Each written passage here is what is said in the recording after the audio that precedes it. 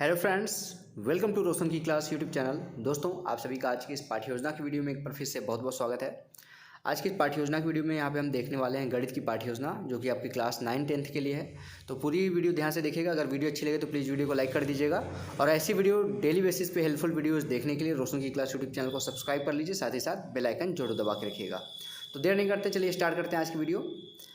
देखिए, सबसे पहले आप यहाँ पे देखिए, सबसे पहले जिस पेज से आप पाठ्य योजना बनाना स्टार्ट करते हैं उसके बीचों बीच सबसे पहले दैनिक पाठ्य योजना संख्या या फिर पाठ्य योजना संख्या, जो भी आपके कॉलेज वाले लिखने के लिए कहें, दोनों चीज़ें सेम होती हैं, उसको लिख लीजिएगा।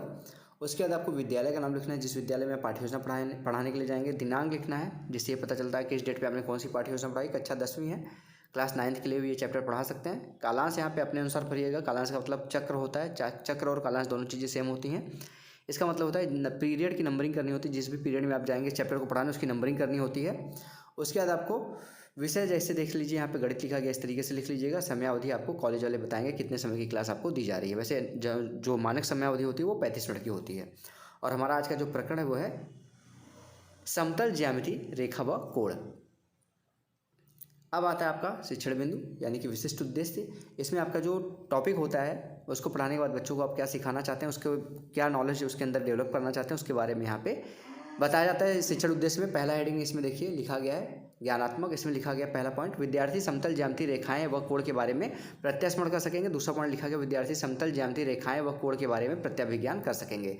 दूसरा हेडिंग है अवबोध। इसमें देखिए लिखा गया, विद्यार्थी समतल ज्यामिति रेखाएं व कोण के बारे में जानकारी प्राप्त कर सकेंगे। दूसरा पॉइंट है, विद्यार्थी समतल ज्यामिति रेखाओं व कोण की व्याख्या कर सकेंगे। तीसरा हेडिंग है ज्ञानोपयोग। इसमें देखिए लिखा गया है यहाँ पे, विद्यार्थी समतल ज्यामिति रेखाओं और कोण का यहाँ पे आकार निकालने में निष्कर्ष निकाल सकेंगे, आपस में निष्कर्ष निकाल सकेंगे। और दूसरा है, विद्यार्थी समतल ज्यामिति व नवीन परिस्थितियों में उसका प्रयोग कर सकेंगे। तीसरा पॉइंट, विद्यार्थी रेखाओं व कोण का यहाँ पे विश्लेषण कर सकेंगे। चौथा हेडिंग है कौशल। इसमें देखिए लिखा गया है पहला पॉइंट, विद्यार्थी समतल ज्यामिति यहाँ पे व रेखाओं की संरचना की आकृति को चार्ट पर बना सकेंगे। दूसरा पॉइंट है, विद्यार्थी कोणों के मानों की सारणी बना सकेंगे। अगली हेडिंग यहाँ पांचवी हेडिंग अभिरुचि। इसमें पहला पॉइंट लिखा गया, विद्यार्थी समतल ज्यामिति रेखाओं व कोणों के प्रति रुचि विकसित कर सकेंगे। दूसरा पॉइंट है, विद्यार्थी समतल ज्यामिति व रेखाओं की संरचना पर यहाँ पे विमर्श कर सकेंगे। छठवां हेडिंग है अविवृत्त। इसमें लिखा गया, विद्यार्थी समतल ज्यामिति व रेखाओं के प्रति समान दृष्टिकोण विकसित कर सकेंगे। दूसरा पॉइंट है, इसमें विद्यार्थी कोणों के प्रति यहाँ पे विश्वसनीय दृष्टिकोण विकसित कर सकेंगे। और तीसरा पॉइंट है, विद्यार्थी समतल ज्यामिति रेखाओं व कोणों के अध्ययन के प्रति वैज्ञानिक दृष्टिकोण विकसित कर सकेंगे। अगली हेडिंग यहाँ पे देखेंगे शिक्षण सहायक सामग्री या फिर सहायक सामग्री लिख सकते हैं। इसमें आपको जिन भी सामग्रियों की आप सहायता लेते हैं शिक्षण कार्य के दौरान, उसको यहाँ पे लिख सकते हैं। देखिए लिखा गया, चौक, डस्टर, लपेट फलक, संकेतक। विशेषकर यहाँ पे सहायक सामग्री में आप चार्ट बना के ले जा सकते हैं। प्रविधि और विधि है, व्याख्यान विधि, प्रश्नोत्तर प्रविधि, पूर्व। अगला हेडिंग पूर्व ज्ञान है। यहाँ पे देखिए लिखा गया, विद्यार्थी समतल ज्यामिति रेखाओं व कोणों के बारे में सामान्य जानकारी रखते हैं। अब लेसन प्लान का सबसे इंपॉर्टेंट हेडिंग आता है, जिसको कहते हैं प्रस्तावना। प्रस्तावना को यहाँ पे 3 कॉलम में डिवाइड किया गया है, क्रम संख्या, छात्राध्यापक या फिर छात्राध्यापिका क्रिया, विद्यार्थी क्रिया। कम से कम 3 प्रश्न पूछ के अपना प्रकरण निकलवा सकते हैं। ज़्यादा से ज़्यादा 5 से 6 प्रश्न पूछा जा सकता है अपना प्रकरण निकलवाने के लिए। तो प्रश्नों के क्रम में क्रमबद्धता होनी चाहिए, प्रश्न बहुत सरल होने चाहिए। ये 2-3 चीज़ें ध्यान में रखिएगा। पहला प्रश्न देखिए, यहाँ पे बच्चों से पूछेंगे, 3 बिंदुओं के से बंद आकृति क्या कहलाती है? बच्चे बोलेंगे त्रिभुज। दूसरा प्रश्न, त्रिभुज में 3 शीर्षों के मध्य बना क्या बनता है? बच्चे बोलेंगे कोण बनता है। तीसरा प्रश्न, कोण कितनी रेखाओं के मध्य बनता है? बच्चे बोलेंगे 2 रेखाओं के मध्य। अगला प्रश्न चौथा, 2 बिंदुओं के मध्य सरल रेखा को जिस पृष्ठ पर बनाया जाता है उसे क्या कहते हैं? बच्चे बोलेंगे समतल कहते हैं उसको। पांचवा प्रश्न, समतल ज्यामिति रेखाओं व कोणों के बारे में आप क्या जानते हैं? बच्चे नहीं बता पाएंगे, तो ये समस्यात्मक प्रश्न हो जाएगा। जैसे समस्यात्मक प्रश्नों को आपको अपना उद्देश्य कथन बोलना होता है, उद्देश्य कथन देखिए यहाँ पे बोला गया है। अच्छा विद्यार्थियों, आज हम समतल ज्यामिति रेखाओं व कोणों के बारे में विस्तारपूर्वक अध्ययन करेंगे। अब बच्चों को पता चल गया कि उनको इस टॉपिक के बारे में पढ़ाने वाले हैं, उस चैप्टर को पढ़ाना स्टार्ट कर सकते हैं, जिसको कहते हैं प्रस्तुतिकरण। हेडिंग डालिए। प्रस्तुतिकरण हेडिंग डालने के बाद आप यहाँ पे 4 कॉलम बनाइए, शिक्षण बिंदु, छात्राध्यापक क्रिया, विद्यार्थी क्रिया और श्यामपट्ट कार्य। पहला शिक्षण बिंदु है समतल का सामान्य परिचय। विकासात्मक प्रश्न है, छात्राध्यापक यहाँ पे विकासात्मक प्रश्न पूछेगा, विद्यार्थी उसका उत्तर देने का प्रयास करेंगे। चतुर्भुज की आकृति को किस पर बनाया जाता है? बच्चे बोलेंगे समतल पर। दूसरा प्रश्न, समतल के सामान्य परिचय के बारे में आप क्या जानते हैं? बच्चे नहीं बता पाएंगे, समस्यात्मक प्रश्न हो जाएगा। अब यहाँ पे छात्राध्यापक धारा प्रवाह कथन करेगा, यानी कि उसके बारे में व्याख्या देगा समतल के बारे में। वह पृष्ठ जिस पर स्थित किन्हीं 2 बिंदुओं को परस्पर मिलाते हुए एक सरल रेखा खींचने पर इसके मध्य स्थित सभी बिंदु एक उस पृष्ठ पर स्थित हों तो ऐसे पृष्ठ को समतल कहते हैं। ज्यामिति में कुछ मुख्य बिंदु निम्नलिखित हैं। पहला यहाँ पे है एक रेखा पर अनंत बिंदु होते हैं। दूसरा पॉइंट है एक रेखाखंड को अपनी इच्छा अनुसार कितनी भी लंबाई तक बढ़ाया जा सकता है। तीसरा पॉइंट है एक बिंदु से अनंत रेखाएं खींची जा सकती हैं। चौथा पॉइंट है दो बिंदुओं से गुजरती हुई एक और केवल एक ही सरल रेखा खींची जा सकती है। अगला पॉइंट है यहाँ पे देखिए सभी समकोण समान होते हैं।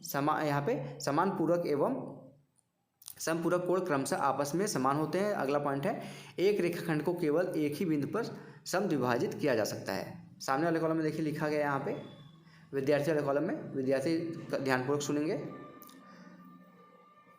अब इसके बाद आगे देखेंगे यहाँ पे छात्र अध्यापक महत्वपूर्ण बिंदुओं को श्यामपट्ट पर लिख देगा। विद्यार्थी यहाँ पे उस चीज़ को अपने उत्तर पुस्तिका में नोट कर लेंगे। श्यामपट्ट वाले के लिए यहाँ पे ब्लैक पेपर चिपका लीजिए, चार्ट पेपर आता है उसको कट करके चिपका लीजिए। साथ ही साथ वाइट स्पार्कल पेन से जो अभी आपने व्याख्या दी है समतल के बारे में वो यहाँ पे आप लिख सकते हैं जो इंपॉर्टेंट पॉइंट है। सारे पॉइंट को लिखने की जरूरत नहीं होती श्यामपट्ट पे। बहुत प्रश्न आता है। अब छात्र अध्यापक बहुत प्रश्न पूछेगा। पहला प्रश्न है एक रेखाखंड पर कितने बिंदु हो सकते हैं, बच्चे बोलेंगे अनंत अनंत। दूसरा प्रश्न है रेखाखंड को कितनी लंबाई तक बढ़ाया जा सकता है, बच्चे बोलेंगे अनंत तक। अगला यहाँ पे शिक्षण बिंदु है कोण। विकासात्मक प्रश्न है एक ही बिंदु से जाने वाली दो रेखाओं के मध्य क्या बनता है, बच्चे बोलेंगे यहाँ पे कोण। यहाँ पे लिख दीजिएगा कोण, इसको आंसर यहाँ पे लिख दीजिएगा, यहाँ पे नहीं लिखा गया है, ठीक है। दूसरा पॉइंट है यहाँ पे प्रश्न है कोण के बारे में आप क्या जानते हैं, बच्चे नहीं बता पाएंगे। समस्यात्मक प्रश्न हो जाएगा, फिर से इसके बारे में व्याख्या देंगे। छात्र अध्यापक धारा प्रवाह व्याख्या देगा इसके बारे में।